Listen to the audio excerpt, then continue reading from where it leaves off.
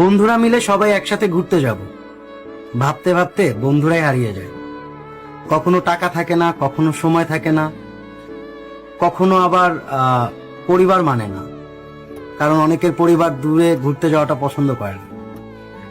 তারপর এক সময় আস্তে আস্তে বন্ধুরা হারিয়ে যায়, যে যার মতো, হয়তো বা কেউ ক্যারিয়ার নিয়ে ব্যস্ত হয়ে পড়ে, দেখা হয় না, কথাও হয় না, যোগাযোগও আস্তে আস্তে কমে যায়। হয়তো বা বছরে একবার কথাবার্তা হয়, হাই হ্যালো এই তো। হয়তো বা সোশ্যাল নেটওয়ার্কে মেসেজ, যে কি অবস্থা দোস্ত, কেমন আছিস, অনেকদিন দেখা হয় না রে দোস্ত তোর সাথে। আসলে জীবন তো এমনই, তাই না?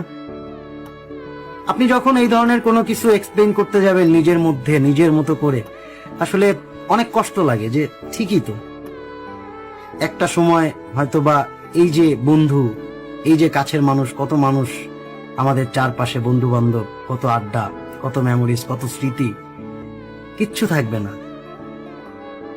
কিচ্ছু না। হয়তোবা আপনি আপনার ক্যারিয়ারটা হয়তো অনেক সুন্দর করে ফেলতে পারবেন, বা আপনি অনেক টাকা পয়সা আর্ন করতে পারবেন, সবাই। কিন্তু দেখেন, একটা জিনিস আপনি জাস্ট একটু ফিল করেন যে এই যে টাকার জন্য ঘুরতে না যাওয়া, আর কি ঘুরতে পারতেছিলাম না, বা ঘুরতে যাইতে পারি না, হয়তোবা বন্ধুরা শেয়ার করে মিলা জিলা যেভাবে যে যেমনে পারি ট্যুর দেই, ভাল লাগে। বাট ওই যে সময়, ইন ফিউচার, এই সময় তো আর পাবেন না, এই সময়টা আর কখনোই পাবেন না। কিন্তু দেখেন না, জীবন তো এমনই, তাই না?